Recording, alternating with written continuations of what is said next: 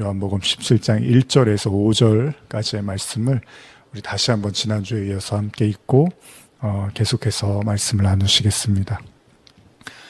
예수께서 이 말씀을 하시고 눈을 들어 하늘을 우러러 이르시되 아버지여 때가 이르렀사오니 아들을 영화롭게 하사 아들로 아버지를 영화롭게 하게 하옵소서. 아버지께서 아들에게 주신 모든 사람에게 영생을 주게 하시려고 만민을 다스리시는 권세를 아들에게 주셨음이로소이다. 영생은 곧 유일하신 참 하나님과 그가 보내신 자 예수 그리스도를 아는 것이니이다. 아버지께서 내게 하라고 주신 일을 내가 이루어 아버지를 이 세상에서 영화롭게 하였사오니 아버지여 창세 전에 내가 아버지와 함께 가졌던 영화로서 지금도 아버지와 함께 나를 영화롭게 하옵소서. 우리는 지난 주일 하나님의 때 그리고 예수님의 십자가, 하나님의 영광 이런 내용들을 같이 나누었죠. 그것은 예수님께서 하나님께 영광을 돌리기 위해서 아들을 영화롭게 해달라고 오늘 본문에도 나타난 것처럼 아들을 영화롭게 해달라는 기도를 하셨고 그 영화로움은 바로 십자가라고 예수님이 이제 우리에게 말씀을 해주고 계십니다. 우린 지난 시간에 이미 나누었던 것처럼 신앙인들의 핵심의 고백 중에 하나가 바로 하나님께 영광이라는 내용을 나눴죠. 그것은 이사야서를 통해서도 기록되었고요. 또 바울이 이야기한 것처럼 모든 인간의 존재의 목적은 하나님의 영화로움, 하나님을 영화롭게 하는 것이다라고 바울을 통해서도 배웠습니다. 그래서 이사야서에서는 하나님을 찬송하기 위해서 하나님이 백성을 지으셨다고 말씀하시고 바울은 먹든지 마시든지 모든 삶이 하나님께 영광이 되어야 된다고 이야기하고 있습니다.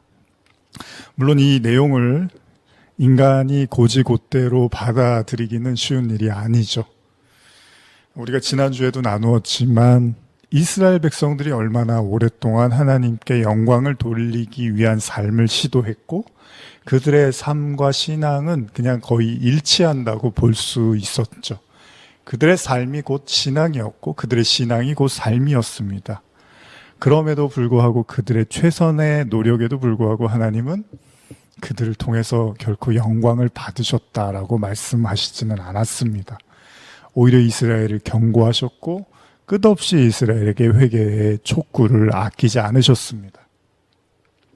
그렇기 때문에 우리는 하나님께 영광이라는 말을 너무 쉽게 이해하고 있는 것이 아닌가라는 질문을 던져보았죠.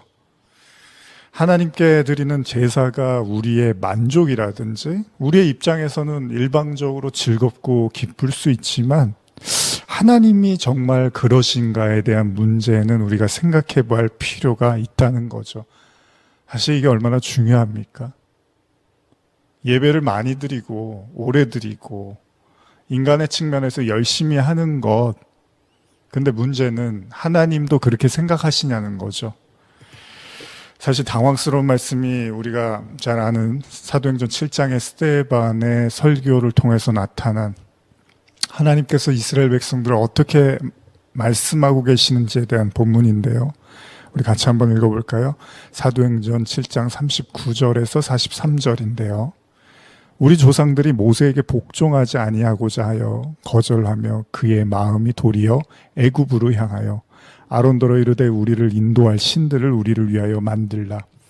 애굽 땅에서 우리를 인도하던 이 모세는 어떻게 되었는지 알지 못하느라 하고 그때 그들이 송아지를 만들어 그 우상 앞에 제시하며 자기 손으로 만든 것을 기뻐하였더니 하나님이 외면하사 그들을 하늘에 군대 섬기는 일에 버려두셨으니 이는 선지자의 책에 기록된 바 이스라엘의 집이여 너희가 광야에서 40년간 희생과 제물을 내게 드린 일이 있었느냐. 몰록의 장막과 신레판의 별을 받들었으며 이것은 너희가 절하고자 하여 만든 형상이로다. 내가 너희를 바벨론 밖으로 옮기리라 함과 같으니라. 제가 자주 인용하기도 했던 과거의 말씀인데요. 지금 읽은 이 본문은 사도행전 7장의 유대인들을 향한 스데반의 따가운 설교입니다. 이것 때문에 스데반이 돌에 맞아서 죽게 되죠. 그런데 이 설교의 내용 중에 스데반은 광야 40년의 생활을 이야기하면서 하나님은 그들에게 한 번도 제대로 된 제사를 받아본 적이 없다라는 내용을 이야기합니다. 이것은 이스라엘 백성들이 말로는 여호와를 기뻐하고 영광을 돌리고 신앙의 최우선적 삶을 살았다고 하지만 실상 하나님이 봤을 때는 그건 너희들을 위한, 너희들의 신이고 너희들을 위한 우상의 경배에 불과했다라고 말하고 있다는 겁니다. 현대어로 제가 다시 한번 사도행전 7장 40절 41절 읽어드리면요. 그래서 아론에게 우리를 애굽으로 데려갈 신들을 만들어 주십시오. 애굽에서 우리를 이끌어낸 모세는 어떻게 되었는지 도대체 모르겠습니다 하고 말하였습니다. 그러고는 송아지를 만들어 그 우상 앞에 희생 제물을 바치고 자기들이 만든 것을 섬기며 즐거워하였습니다. 사실 이 내용은 모세가 하나님과 만나기 위해서 십계명을 받으려고 시내산에 올라갔을 때 이스라엘 백성들이 모세가 내려오지 않자 모세를 원망하죠. 그러면서 아니 우리를 인도한 신을 대신할 그 지도자 모세가 없다 보니까 신을 만들자라고 시도를 했던 거고요. 그들은 금송아지를 만들고 경배를 하죠. 이후에 모세가 산에서 내려오고 하나님은 그들에게 대노를 하십니다. 하나님은 그 사건을 단순히 그 시점의 죄로 지금 규정하고 있는 게 아니라는 겁니다. 지금 스데반의 설교를 통해서 이스라엘 백성들의 40년의 제사가 헛되었다라고 말하는 것은 지금 구약 내내 흐르고 있는 하나님의 마음이었던 거고요. 결국 이스라엘 백성들의 그런 끝없는 노력에도 불구하고 하나님은 결코 그들을 통해서 영광을 받지 않으셨다라고 말씀하고 계시다는 겁니다. 하나님의 말씀에 의하면 그들의 제사는 어떻죠? 철저하게 자신들을 기쁘게 하기 위한 그 자신들의 신을 위한 분향이라고 말씀을 하고 계시다는 겁니다. 그렇습니다. 인간이 아무리 이것이 하나님을 위한 제사라고 우겨도요, 하나님이 아니라고 하면 아닌 거잖아요. 그게 맞는 거죠. 안타깝게도 성경은 당시 이스라엘 백성의 제사는 하나님을 위한 것이 아니라 바로 그들 자신을 위한 거라고 이렇게 이야기를 하고 있다는 겁니다. 자, 우리가 착각할 수 있는 이유가 뭐죠? 하나님이 즉답을 하지를 않아요. 만일 저와 여러분들이 예배와 제사를 드리고 나서 하나님이 그 제사에 대해서 즉각 반응을 하신다면 좀 얘기가 달라질 수 있을까요? 만약 우리가 예배를 드릴 때마다 하나님이 그 예배를 받으셨다, 받지 않으셨다, 그렇게 얘기를 하신다면 아마 우리는 최소한 우리의 기분과 우리의 느낌으로 예배를 잘 드렸니 못 드렸니를 평가할 수는 없을 겁니다. 문제는 우리가 그걸 알 수가 없다는 거예요. 쉽게. 정말 하나님께서 나의 예배를 내가 돌리고 있는 영광을 받으시고 계시는지, 아니면 이스라엘 백성들 향했던 것처럼 나의 예배와 나의 영광을 전혀 받고 계시지 않는 것은 아닌지, 어쩌면 우리도 우리 자신을 위한 예배를 드리면서 이스라엘 백성들처럼 하나님이 다 받으셨어, 우리를 통해서 영광 받으시고 계셔라고 스스로 만족하고 스스로의 기쁨을 취하고 있는 건 아닌지, 사실 이거는 굉장히 진지한 것이죠. 누가복음 17장에 보면요, 여러분들이 잘 아시는 그 예수님이 10명의 그 나병 환자를 치료해 주는 사건이 나옵니다. 누가복음 17장 11절에서 18절까지 기록이 되어 있는 내용인데요. 예수님이 사마리아와 갈릴리로 지나가다가 한 마을에 들어가셨을 때 나병 환자 10명을 만납니다. 그들이 예수님, 우리를 불쌍히 여겨 주시옵소서라고 말하고요. 예수님이 그들의 병을 고쳐주십니다. 그리고 예수님이 그들에게, 제사장들에게 너희 몸을 보이라 하셨으니 그들이 가다가 깨끗함을 받았다라고 기록되어 있습니다. 근데 나중에 그 중에 한 사람이 자기가 나은 것을 보고 큰 소리로 하나님께 영광을 돌리고 돌아와서 예수님의 발 앞에 엎드리는데요. 17장 16절 이하인데 제가 읽어드릴게요. 예수의 발 앞에 곁들이어 감사하니 그는 사마리아 사람이라. 예수께서 대답하여 이르시되 10사람이 다 깨끗함을 받지 아니하였느냐? 그 9은 어디 있느냐? 이 이방인 외에는 하나님께 영광을 돌리려 돌아온 자가 없느냐 하시고 그에게 이르시되 일어나 가라, 내 믿음이 너를 구원하였느니라 하시더라.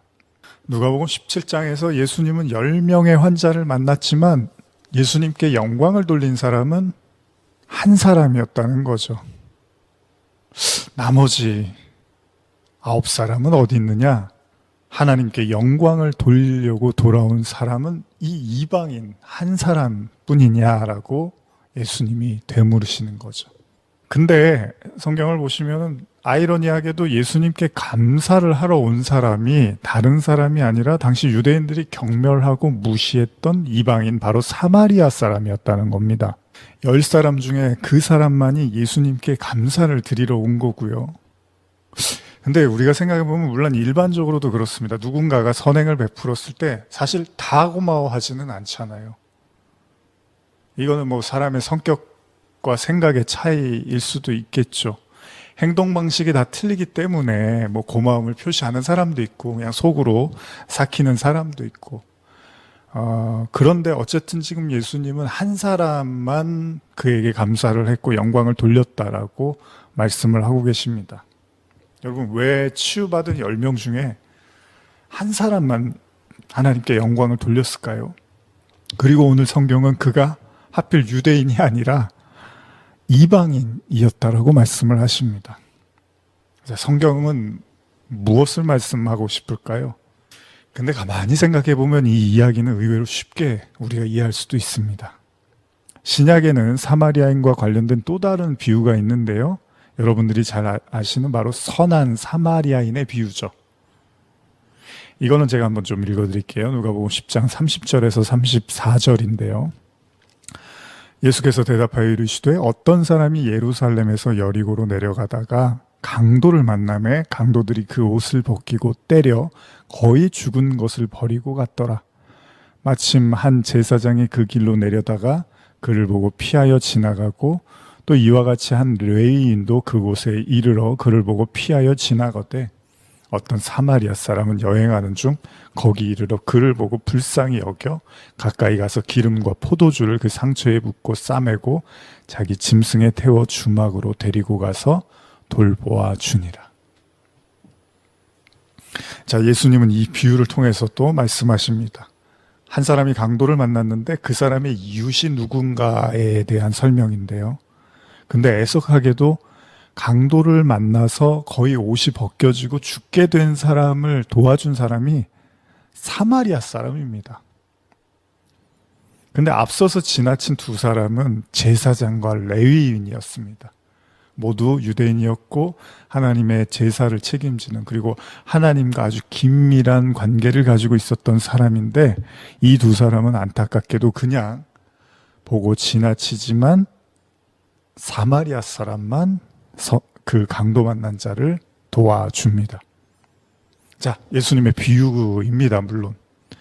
근데 왜 예수님은 이 비유에서 당시의 그 종교 지도자들의 허와 실을 이렇게 드러낼까요? 다시 말하면 예수님이 그들의 종교적인 열심은 가히 탐복할 만할 수 있지만 그들이 진짜 선한가에 대한 의문을 제기하고 있습니다. 오히려 강도 만난 자를 아낌없이 돌보고 자비를 베푼 자는 종교적으로 이방인, 하나님이 부정하고 선택하지 않았다고 생각했던 사마리아 사람이라고 예수님은 말씀을 하고 계시다는 겁니다. 자, 예수님의 의도가 뭘까요? 왜 성경은 10명의 치료받은 자 중에 하나님께 영광 돌린 자가 사마리아인 한 사람이고 강도 만난 자를 돌봐준 선한 사람이 바로 사마리아 사람이었다라고 예수님은 말씀을 하셨을까요? 중요한 사실은 이런 내용에서도 당시 유대인들에 대한 거칠애에 불과한 신앙이 고스란히 드러나 있다는 겁니다. 오히려 예수님은 하나님을 등에 업고서 높아져 있는 유대인들에 대한 기대감보다는 소위 무시당하고 손가락질 당했던 미천하고 낮은 자들로 인식된 이방인들에게 오히려 더 기대감을 보이고 있다는 겁니다. 이건 무엇을 우리에게 말씀하고 계실까요? 우리가 지난 시간에 나눴는데 영광이라는 말을 했죠. 영광. 영광이라는 건 누군가에게 영예로움을 돌리는 겁니다. 다시 말하면 내가 할 수 없는 일들을 누군가의 도움으로 해냈다는 그런 기쁨과 감사의 표시죠. 그렇다면 영광은 스스로 작아진 사람, 그러니까 스스로 그럴 만한 힘이 없다고 인정할 수 있을 때 영광을 돌리는 일이 가능해진다는 겁니다. 그렇기 때문에 사마리아인만이 예수님께 영광을 돌릴 수가 있었습니다. 이것은 동시에 당시의 유대인들의 감사치 않음을 이야기한다는 겁니다. 무슨 말씀이냐면 사마리아인들은 워낙 자신들이 어떻게 보면은 하나님의 선민도 아니고 종교적으로 거룩하지 않은 사람들이었기 때문에 치유를 받자 너무나 기쁜 나머지 하나님께 영광을 돌렸지만, 예수님이 보셨을 때 유대인들은 하나님의 선민으로서 그리고 종교적으로도 충분히 자신들의 역량을 잘 발휘하고 살고 있다고 생각했기 때문에 굳이 하나님께 영광을 돌려야 될 이유를 못 찾고 있다라는 그들의 오만한 마음을 보여주고 있는 겁니다. 예수님이 이런 식의 이야기를 여러 차례 하시는데 그 대표적인 게 여러분과 제가 잘 알고 있는 바리새인과 세리의 기도이죠. 누가복음 18장 10절에서 13절이죠. 두 사람이 기도하러 성전에 올라가니 하나는 바리새인이요 하나는 세리라. 바리새인은 서서 따로 기도하여 이르되, 하나님이여, 나는 다른 사람들 곧 토색 불이 간음하는 자들과 같지 아니하고 이 세리와도 같지 아니함을 감사하나이다. 나는 일해에 2번씩 금식하고 또 소득의 11조를 드리나이다 하고, 세리는 멀리 서서 감히 눈을 들어 하늘을 쳐다보지도 못하고 다만 가슴을 치며 이르되, 하나님이여 불쌍히 여기소서, 나는 죄인이로소이다 하였느니라.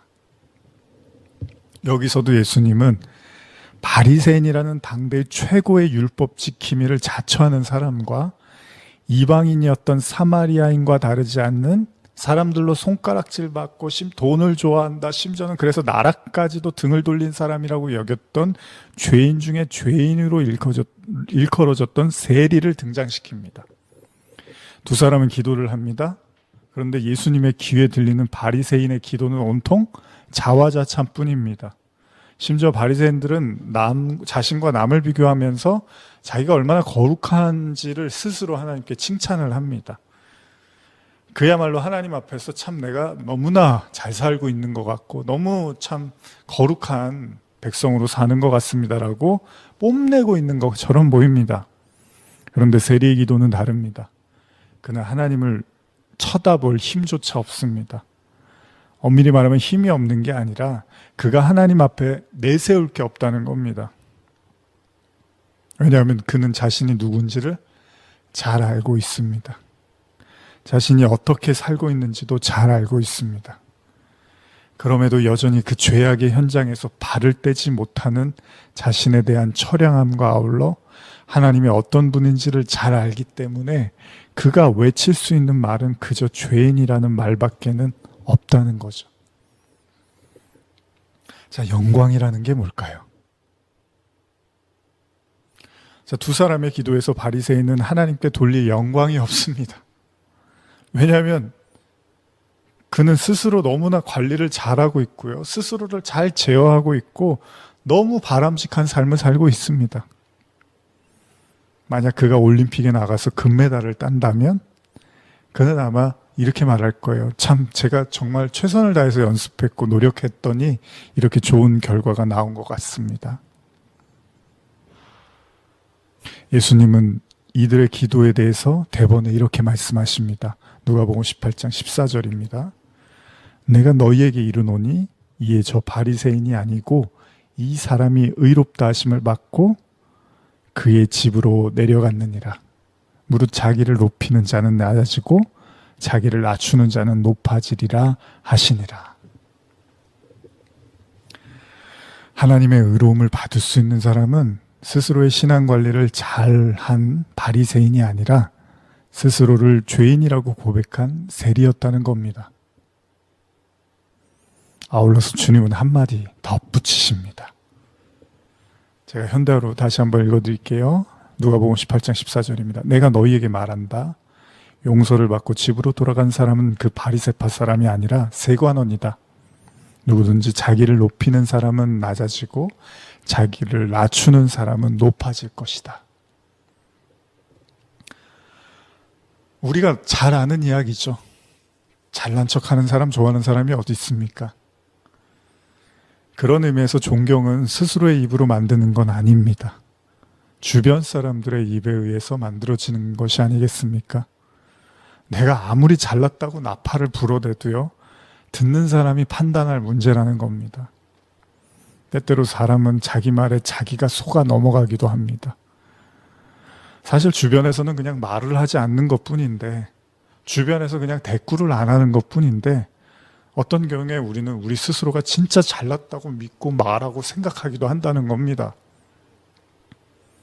어쩌면 바리새인의 이 자만한 기도가 그럴지도 모릅니다.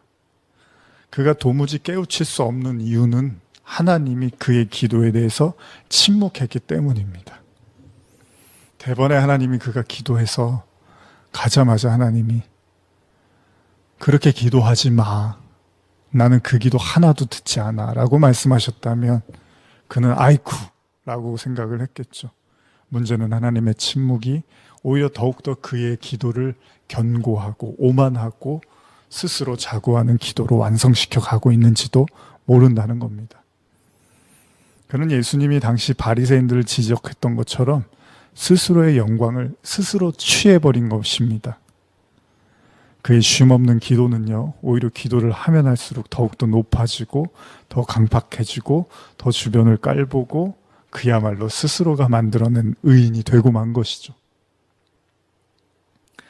최소한 분명한 건 그의 기도가 단 한마디도 하나님께 영광이 되지 못하고 있다는 것입니다. 그런데 예수님이 덧붙이신 이 한마디가 있죠. 그게 뭐죠? 자기를 높이는 자를 낮추시고 자기를 낮추는 자를 높이시고. 사실 이 말씀은요, 여러분 성경에서 아주 다양한 형태로 기록이 되고 있습니다. 예를 들면 우리가 잘 아는 천국은 어떻죠? 어린아이와 같지 않으면 들어갈 수 없다라고 하실 때도 이 표현이 나오는데요. 마태복음 18장 3절 4절입니다. 이르시되 진실로 너희에게 이르노니 너희가 돌이켜 어린아이들과 같이 되지 아니하면 결단코 천국에 들어가지 못하리라. 그러므로 누구든지 이 어린아이와 같이 자기를 낮추는 사람이 천국에서 큰 자니라. 자, 예수님이 말씀하시는 어린아이는 뭐죠? 자기를 낮추는 사람이라고 지금 성경이 이야기하고 있습니다. 그렇지 않으면 천국에 못 들어간대요. 쉽게 생각해도 오늘 우리가 나누는 하나님의 영광의 관점에서 보면 당연히 자기를 높이는 사람은 하나님께 영광을 못 돌리잖아요. 결국 하나님께 영광을 돌릴 수 있는 사람은 어떤 사람이죠? 자기를 낮춰야 되는 사람이죠. 문제는 그러면 이 낮춘다는 게 무슨 의미냐는 거예요.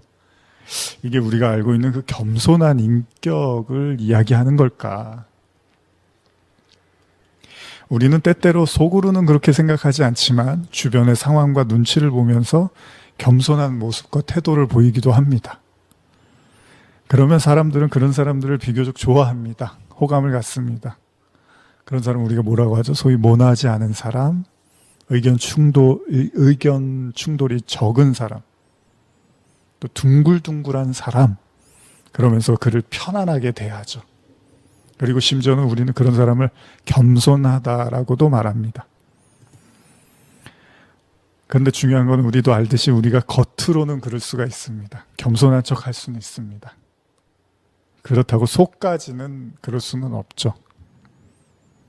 여러분, 정신노동을 많이 하고 있다고 생각하는 수많은 사람들의 이면에는 그에 따른 많은 분노와 우울 그리고 상처 등의 부작용들이 많이 있습니다. 다시 말하면 보이는 모습이 다는 아니다라는 거잖아요. 오히려 겉으로 많이 참고 내색하지 않는 사람들의 이면이 훨씬 더 아프고 상처투성일 수도 있다는 거잖아요. 그렇다면 성경에서 말하는 자기를 낮추라라는 의미는 무엇일까요? 물론 저 또한 여러분들에게 힘들어도 겸손하게 참고 사십시오 라고 말하고 싶은 건 아닙니다. 성경의 진짜 의도가 무엇인지를 여러분과 나눠보고 싶은 거죠.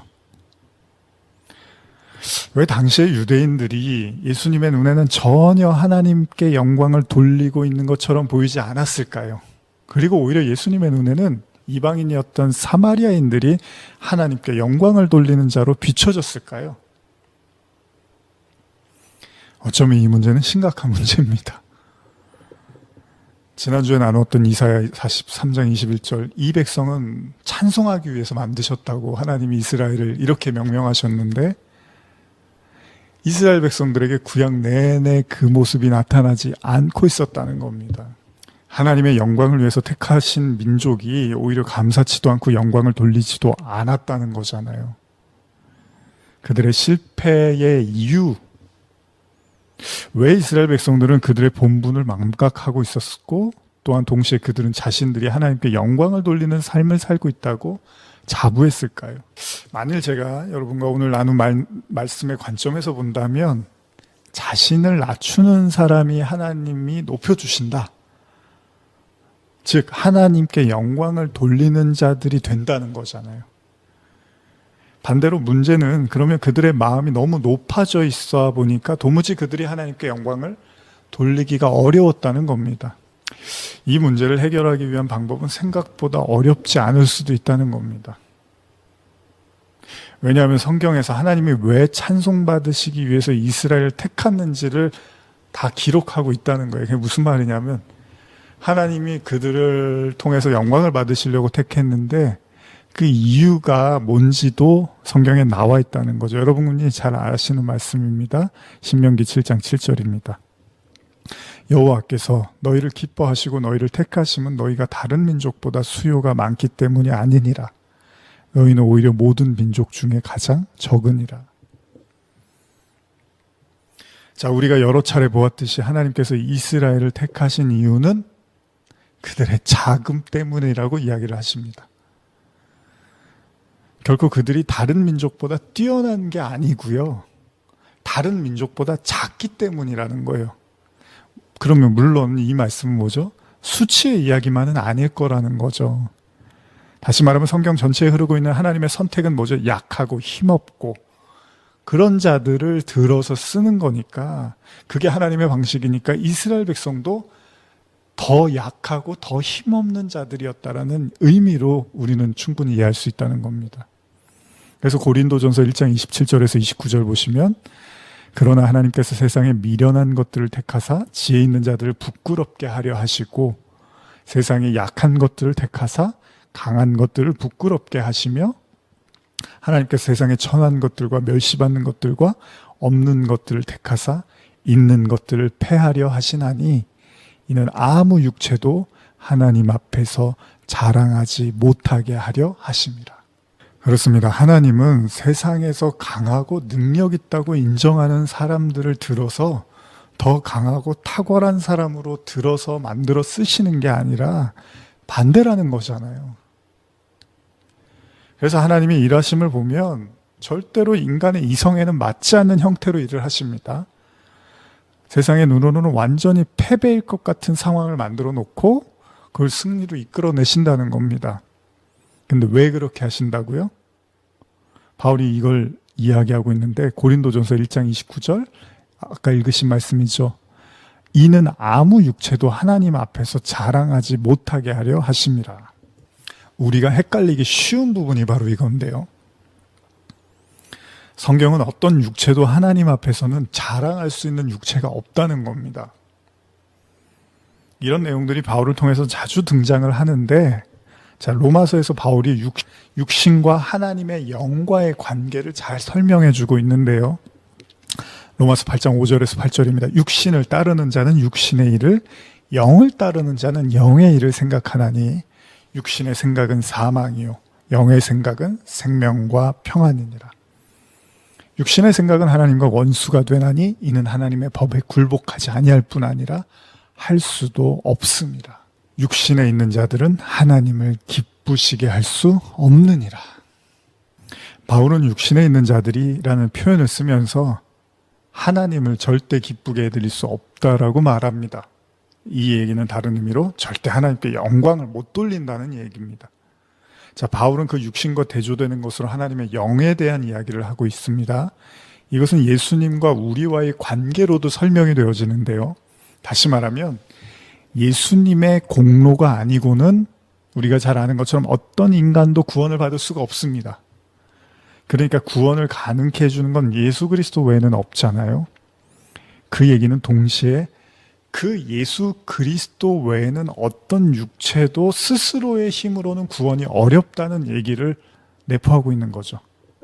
그렇다면 어떤 육체도 하나님은 기쁘게 할 수 없다. 하나님을 기쁘시게 할 수 없다는 건 하나님의 관심은 인간의 육신적인 것이 아니라 그가 예수 그리스도를 믿고 의지하는가 그렇지 않은가가 하나님에게는 더 중요한 문제라는 겁니다. 다시 말하면 뭐 많이 가졌다 못 가졌다, 율법을 잘 지켰다 못 지켰다, 지적 능력이 있다 없다, 많이 배우고 못 배우고, 이게 하나님의 구원의 기준이 아니라 그가 예수를 믿느냐, 그러니까 그가 예수 그리스도를 영접했느냐 받아들였느냐라는 이것만 가지고 주님은 영광을 받으시겠다는 거예요. 그것은 인간의 인격이나 됨됨이에 대한 문제가 아니라 오로지 예수 그리스도에 대한 믿음, 그 하나만 보시겠다는 겁니다. 그래서 바울이 뭐라 그러죠? 진짜 믿음이 뭔지를 깨닫게 된 다음에 오히려 자기를 돋보일 수 있는 모든 것들을 배설물로 여긴다고 이야기를 하잖아요. 그러면서 나중에 뭐라요? 나는 하나만 붙잡을 거야. 뭐 그리스도 예수를 아는 지식이 가장 고상하다. 자, 하나님의 눈으로 봤더니 하나님은 그것만 보시더라는 거예요. 그러니까 바울이 그 나머지 것을 내려놓고 배설물로 여길 수가 있었다는 겁니다. 무슨 말입니까? 바울이 하나님과 교통을 했다는 거잖아요. 하나님의 눈으로, 하나님의 마음으로 하나님이 뭘 중요하게 여기고 뭘 안 중요하게 여기는지를 깨닫고 나니까 이 그리스도를 아는 지식만 가지고 있으면 하나님은 그것만으로 영광을 받으시는구나라는 걸 알게 되는 거예요. 이것은 또 다른 의미에서 인간 육체의 불능 상태, 그러니까 인간이란 존재는 절대 스스로 하나님께 영광을 돌릴 수가 없구나라는 걸 알게 된 것이고요. 동시에 그런 인간은 스스로 완벽한 고립의 상태, 그러니까 하나님이 구원해 주지 않으면 구원이 어렵다라는 것을 절실하게 깨닫는 자의 고백이라는 겁니다. 다시 말하면, 한마디로 말하면 인간 스스로 하나님께 영광을 돌리는 일은 불가하다는 겁니다. 자, 그러면 우리가 처음 나누었던 이야기를 떠올려 보면서 영광을 돌린다는 거, 내가 하나님께 영광을 돌린다라는 거, 우리가 많이 쓰고 있는, 그러려면 반드시 그 영광을 하나님이 나에게 주셔야지만 돌릴 수가 있다는 거예요. 그러니까 내가 그냥 하나님 영광 돌리면 하나님이 그래 내가 네 영광을 받을게가 아니라요, 하나님이 나에게 영광을 주셔야지만 내가 그 영광을 돌릴 수가 있다는 거예요. 우리가 누군가가 나를 도와줘서 그에게 영광을 돌리듯이 하나님이 나에게 뭔가를 영광을 주셔야지만 내가 그걸 다시 돌려드릴 수가 있다는 겁니다. 그래서 예수님이 요한복음 17장에서 이렇게 표현을 하시는 거예요. 1절입니다. 예수께서 이 말씀을 하시고 눈을 들어 하늘을 우러러 이르시되 아버지여 때가 이르렀사오니 아들을 영화롭게 하사 아들로 아버지를 영화롭게 하옵소서. 예수님은 지금 하나님께 영광을 돌리기 위해서 먼저 어떻게 하자고요?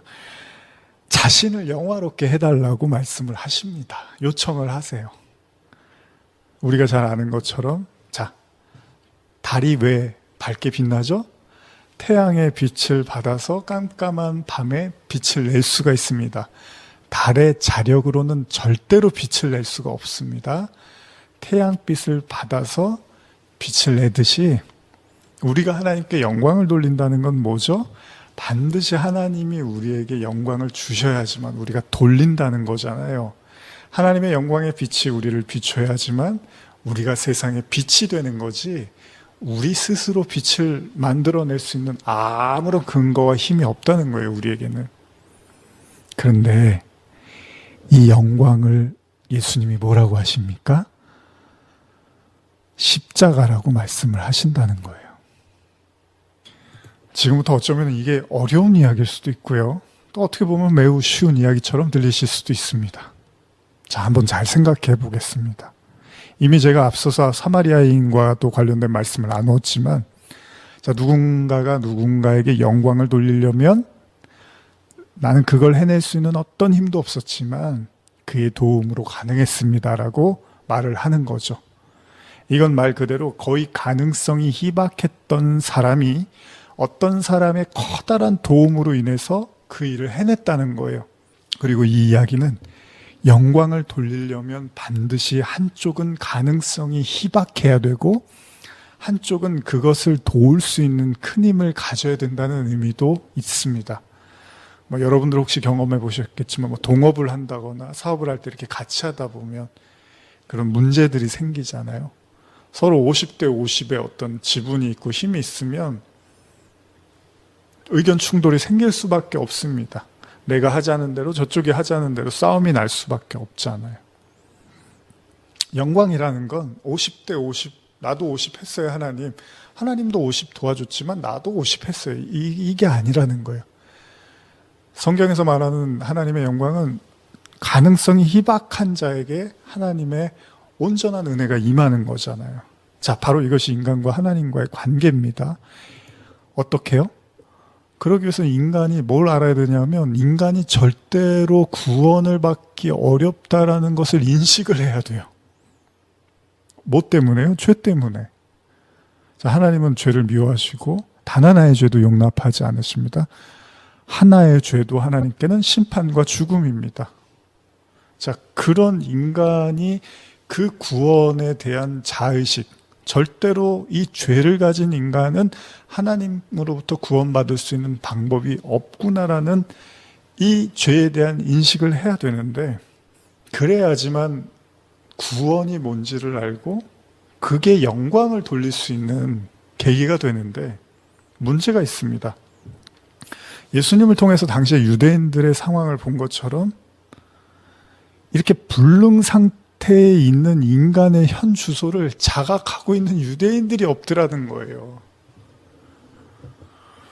구약 내내 하나님이 죄가 뭔지를 가르쳐 주시고 죄 지었다고 하고 우상 숭배한다 그러고 하나님과 끊어졌다고 구약 내내 가르쳐 주는데 죄에 대해서 자각을 하고 있는 하나님의 백성들이 거의 없다는 거예요.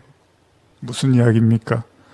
스스로 죄를 자각하고 회개해서 하나님의 영광에 이룰 수 있는 사람이 단 하나도 존재하지 않았다라는 겁니다. 왜 예수님이 오셨습니까? 그것 때문에 오신 거예요. 단 하나도 스스로 죄를 인식하고 회개해서 구원에 이룰 수 있는 능력을 가진 자가 단 하나도 없다 보니까 예수님이 이 땅에 오신 거잖아요. 그래서 바울의 의인이 하나도 없다고 하는 거잖아요. 우리가 흔히 법 없이도 살 사람이라는 표현을 쓰잖아요. 자, 우리는 그 사람의 훌륭한 성품과 됨됨이를 보면서 자신의 잘잘못을 가려낼 능력이 있을 거라고 생각을 합니다. 그런데 성경은 그런 인간은 존재하지 않는데요. 다시 말하면 아무리 훌륭한 인간이라 할지라도요, 그들이 사람들에게 좋은 평판과 존경은 받을 수 있지만 하나님의 구원을 넘어갈 만큼의 그 힘을 가진 사람은 없대요. 그러니까 인간 앞에서는 오케이를 해줄 수 있어요. 지켜 세울 수 있고 최고의 영예를 돌릴 수 있습니다. 그러나 하나님의 눈에는 아무리 훌륭한 인격과 아무리 훌륭한 됨됨이와 자인식을 하더라도 하나님의 성에 차는 인간은 이 땅에는 존재하지 않는다는 겁니다. 그래서 예수님의 십자가의 공로를 이야기하는 거죠, 성경은. 자, 잘 생각해 보십시오. 예수님은 자기를 낮추는 자를 하나님이 높여주신다고 합니다. 그런데 이 땅에 잘 보세요. 자기를 낮출 수 있는 자가 존재합니까? 무슨 이야기냐면요. 바울이 로마서 3장 10절 11절 기록된 바 의인은 없나니 하나도 없으며 깨닫는 자도 없고 하나님을 찾는 자도 없고 이렇게 얘기를 해요. 여러분 이 구절을 그냥 가볍게 생각하시면 안 됩니다. 바울은 한 명도 없대요. 제가 계시록에서도 이 내용을 좀 다뤘었지만 아니 바울이 뭔데 자기가 뭔데 한 명도 없다고 말할 수 있냐고 우리가 이런 생각을 할 수 있잖아요. 바울이 정말로 성령으로 눈을 뜨니까 이 땅에는 어떤 인간도 하나님께 영광 돌릴 수 있는 스스로의 어떤 힘으로 구원받을 수 있는 사람이 단 하나도 존재하지 않더라는 거예요. 자신을 포함해서 오로지 그리스도의 은혜가 아니면 구원받을 수 있는 사람은 어떤 인간도 존재하지 않는다는 거예요. 이 얘기는 뭡니까? 인간이 완전히 하나님과 끊어져 있는 상태에 있다는 것을 바울이 눈을 뜨게 되는 겁니다. 성령을 통해서. 죄와 의와 심판을 우리가 나눴죠. 자, 우리가 생각할 때 스스로를 낮춘다는 건 뭡니까? 내가 한 100 정도 했는데 한 70에서 80, 한 50 정도 한 걸로 제가 뭘 한 게 있어요. 한 100은 했는데 50 했어요. 이걸 우리가 이제 낮춘다고 하잖아요. 근데 여러분 잘 생각해 보세요. 자, 하나님과 완전히 끊어진 상태에 하나님께 영광 돌릴 수 있는 스스로의 자력에 힘이 없는 인간의 실존, 진짜 인간의 모습을 아는 자가 스스로 낮춘다는 말이 맞습니까? 무슨 말이냐면 제로의 상태에 있는 인간이 낮추고 자시고 할 게 어디 있습니까? 인간은 제로인데 하나님 앞에서는 제로예요, 제로. 아무런 가능성이 없단 말이죠. 그러니까 이 말은 천국을 들어가기 위해서 겸손해야 된다는지 그런 수준의 이야기가 아니라는 겁니다. 겸손하면 구원받을 수 있다는 그런 인간의 성품이나 됨됨이에 희망을 걸고 있는 예수님의 가르침이 절대 아니라는 겁니다. 자꾸 우리는 그런 것과 연결지어서 인간적으로 해석하고 생각한단 말이죠. 다시 말하면 스스로를 낮출 수 있는 인간은 존재하지 않는다는 거예요. 제로인데 뭘 낮춰요? 성경은 어디까지 얘기합니까? 제로에 있는데 그 제로를 자각하는 인간이 없었다는 거예요. 그래서 구약에서 이스라엘 백성들이 내내 하나님께 책망을 받을 수밖에 없었던 게 하나님이 보시기엔 그들이 제로인데 그들은 그래도 우리는 한 50은 하고 있죠라고 생각하고 당신이 한 50 해줘서 우리도 한 50 하고 이래서 이렇게 우리가 구원받아서 잘 사는 거 아니겠습니까? 라고 이 생각을 하니까 하나님의 영광을 가리우는 거죠. 그러니까 하나님께 영광을 돌릴 수가 없는 거예요. 그들의 자고함 때문에. 그래서 스스로를 낮출 수 있는 분이 오시는 겁니다. 진짜 우리말로 하면 100인데 100의 능력을 가지신 분이 제로의 상태로 오시는 거예요. 빌립보서 2장 5절에서 2장 8절입니다. 너희 안에 이 마음을 품으라 곧 그리스도 예수의 마음이니 그는 근본 하나님의 본체시나 하나님과 동등됨을 취할 것으로 여기지 아니하시고 오히려 자기를 비워 종의 형체를 가지사 사람들과 같이 되셨고 사람의 모양으로 나타나사 자기를 낮추시고 죽기까지 복종하셨으니 곧 십자가에 죽으심이라. 진짜 자기를 낮출 수 있는 한 분, 유일한 분. 왜요? 그는 하늘의 존재니까, 하나님이니까 하나님만 낮출 수가 있는 거예요. 인간은 낮추고 자시고, 인간은 최악의 절망의 상태에 놓여있기 때문에 낮아질 뭐가 없어요. 근데 하늘의 존재는 낮출 수가 있어요, 스스로를. 그걸 진짜 겸손이라고 하는 거죠. 그게 겸손의 왕이죠. 하늘의 존재가 땅의 존재가 됐으니까. 예수님은 하나님과 동등됨을 취하지 않고 자신을 비워서 사람의 형체로 이 땅에 오셨다고 하는데요. 그리고 심지어는 자기를 낮추고요. 어느 정도까지 복종하셨냐면 죽을 만큼 복종을 하셨대요. 왜요? 그게 인간의 현 주소라는 걸 보여주시기 위해서. 하나님과 끊어진 상태에 있는 인간, 절대 스스로의 힘으로는 구원받을 수 없는 인간, 그래서 저주의 십자가에 매달려야 하는 인간, 그래서 영원한 죄인일 수밖에 없는 인간, 그래서 영원히 죽어야 할 그 인간의 모습으로 십자가에 매달리시더라는 겁니다. 그는 스스로를 낮춰서 육신의 모습을 하고 그 육신의 모습에서도 가장 참혹한 십자가의 형틀에 못 박히셔서 우리에게 보여주고 있는 거예요. 너희들의 처한 현실이야. 이것이 너희들의 영적 현실이야. 근데 예수님이 그게 하나님의 영광이래요. 왜요? 이렇게 하나님의 징벌을 받아야 되는 심판에 놓여 있는 나, 영원히 하나님과 끊어져야 할 나, 그리고 영원히 죽어야 할 나, 그 나를 보여주시기 위해서, 그리고 그것이 바로 내 십자가구나, 그 주님이 매달린 그 십자가가 진짜 내가 매달려야 될 십자가구나라는 것을 가르쳐 주시기 위해서. 근데 그 십자가를 믿는 자를 하나님이 구원해 주시겠다는 거잖아요. 그 십자가를 내 십자가로 받아들이면 하나님이 그를 꺼내 주시겠다는 거잖아요. 그래서 예수님이 이 십자가가 영광이지, 절대 구원받을 수 없는 인간을 하나님이 구원해 주시는 거니까, 이건 100% 하나님이 구원해 주시는 거니까 하나님의 영광이지, 이것이야말로. 그래서 예수님이 그 십자가가 내가 져야 할 하나님의 영광이야. 왜? 너희들이 그 십자가를 통하여 믿고 받아들이면 그 십자가가 너희에게도 영광의 구원이 되니까. 유대인들은 그런 자인식이 없었습니다. 그런 죄에 대한 이해가 없었습니다.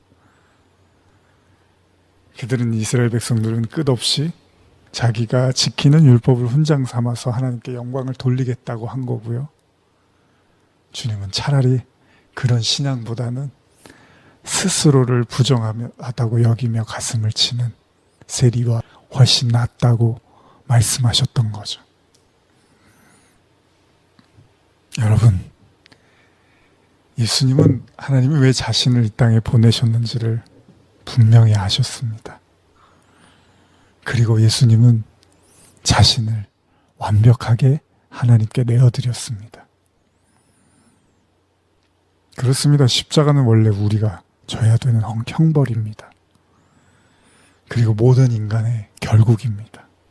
예수님이 택하신 유일한 하나님의 영광은 바로 인간의 현실을 보여주시기 위한, 동시에 인간을 구원하시기 위한 하나님의 은혜의 방편이었고 영광에 이르는 길이었다는 것입니다. 이미 앞서도 말씀드린 것처럼 영광의 크기는 한 사람이 제로에 가까울수록 다른 한 사람의 능력이 100에 가까워집니다. 성경은 뭐라고 합니까? 인간은 제로고 하나님이 100이라고 합니다. 무슨 말씀입니까? 여러분과 제가 십자가를 받아들인다는 건 여러분과 제가 제로이고 하나님이 100이라는 사실을 거기까지 내려가지 못하면 그 십자가는 저와 여러분들의 십자가가 아닌 거예요. 하나님이 전부이고 나는 제로였구나. 나에게는 구원의 어떤 가능성도 없었구나라는 걸 예수의 십자가를 통해서 회개하고 고백하지 못하면 그 십자가는 여러분들에게 절대 구원의 십자가가 될 수 없다는 겁니다. 오로지 하나님의 은혜가 전부라는 사실, 나의 공로는 단 하나도 존재하지 않는다는 걸 고백할 수 있으면 그 십자가는 여러분들에게 영광의 십자가가 되는 겁니다.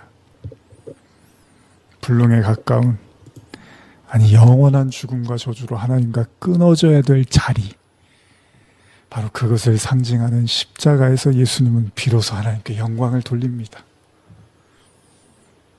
왜요? 이렇게 죽어야 할 많은 사람들을 하나님께서 살리시겠다고 자신을 보내셨으니까 그는 십자가에서 비로소 하나님의 영광을 나타내는 겁니다. 너희가 보기에 이게 저주의 십자가처럼 보이지만 이것을 너희의 십자가로 너희의 것으로 받아들일 수 있으면 이 저주는 너희에게 축복이며 이 죽음은 너희에게 영생의 길이 되는 바로 영원한 문이 열리는 것이야. 예수님은 십자가로 하나님과 우리의 모든 막힌 담을 허무신 것입니다. 히브리서 5장 7절에서 5장 9절 보시면요, 그는 육체에 계실 때 자기를 죽음에서 능히 구원하실 이에게 심한 통곡과 눈물로 간구와 소원을 올렸고 그의 경건하심으로 말미암아 들으심을 얻었느니라. 그가 아들이면서도 받으신 고난으로 순종함을 배워서 온전하게 되셨은즉 자기에게 순종하는 모든 자에게 영원한 구원의 근원이 되시고, 현대어로 한 번 더 읽어드릴게요. 8절 9절. 예수께서는 하나님의 아들이었지만 고난을 몸소 겪음으로써 하나님께 순종하는 것을 배우셨습니다. 그리고 이 순종을 통해 자신이 완전하다는 것을 입증하셨고 아울러 자신을 따르는 모든 사람에게 영원한 구원을 주시는 분이 되셨습니다. 예수님은 죽기까지 복종하셨습니다. 그러기에 스스로는 절대 하나님의 영광을 돌릴 수 없었던 우리에게 십자가를 통해서 그 영광을 돌릴 수 있는 길을 활짝 열어놓으셨습니다. 십자가의 영광. 저와 여러분들이 반드시 깨닫고 고백해야 되는 이것. 자, 구약에서 이스라엘 백성들이 뱀에 물려서 광야에서 신음하고 죽게 될 때 하나님은 모세를 통해서 놋뱀을 들게 하셨고 이를 보는 자마다 낫게 하셨습니다. 불능과 죽음의 상태에 있었던 그들을 하나님은 놋뱀을 보는 것으로 살아나게 하셨습니다. 그런데 여러분, 이 이야기가 십자가를 보기만 해도 구원받는다는 이야기로 우리는 해석하지 않잖아요. 십자가를 그냥 보면 구원받습니까? 아니잖아요. 진짜 의미는 뭐죠? 진정한 그리스도인은 진정 그리스도와 함께 십자가에 못 박히는, 그래서 분명히 그 십자가 위에 예수가 받았던 모든 형벌과 저주의 의미가 무엇인지를 뼈저리게 깨닫고 고백하는 자들의 것이라는 겁니다. 그냥 보면은 구원받는, 이게 아니잖아요. 십자가는 그렇게 간단한 게 아니잖아요. 우리가 십자가의 예수를 온전히 깨닫고 이해하지 못하면 절대 우리는 하나님께 영광을 돌릴 수가 없다는 이야기입니다. 로마서 5장 7절에서 8절. 의인을 위하여 죽는 자가 쉽지 않고 선인을 위하여 용감히 죽는 자가 혹이 있거니와 우리가 아직 죄인 되었을 때 그리스도께서 우리를 위하여 죽으심으로 하나님께서 우리에 대한 자기의 사랑을 확증하셨느니라. 십자가의 의미를 진짜 깨닫는 자만이 그 십자가가 왜 하나님의 사랑인지를 고백할 수밖에 없는 거죠.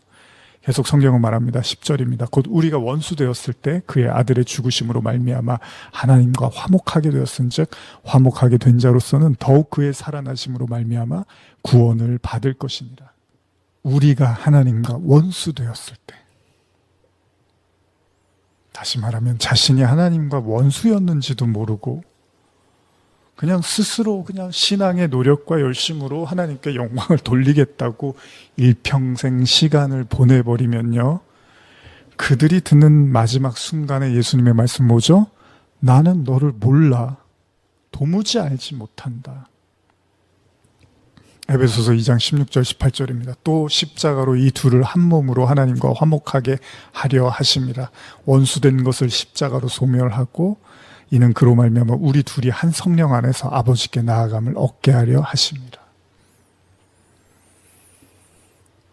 예수님은 하나님의 원수로 십자가에 매달리신 겁니다. 하나님의 온갖 저주와 심판, 우리가 받아야 될, 원수로서 받아야 될 그 모든 고초를 당신이 십자가에서 몸소 겪으신 거죠.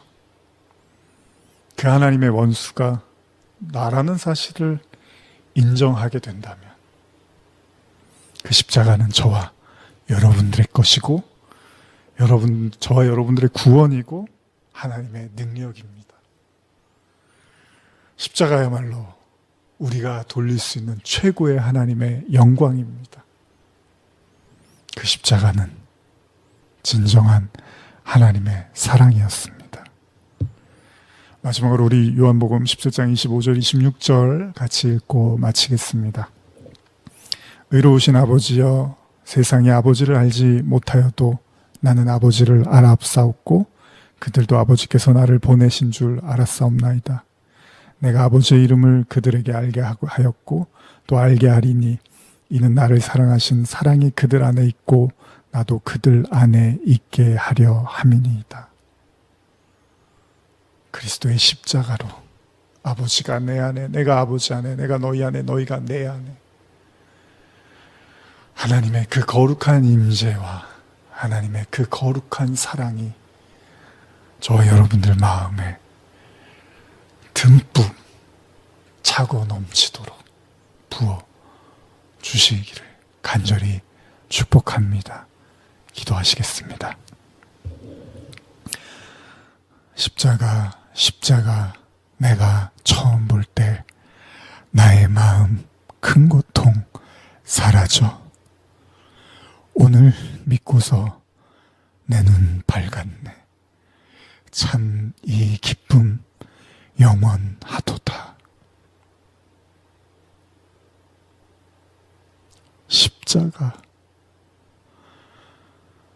십자가만 붙잡고 가게 하여 주시옵소서. 예수님의 이름으로 기도드립니다. 아멘.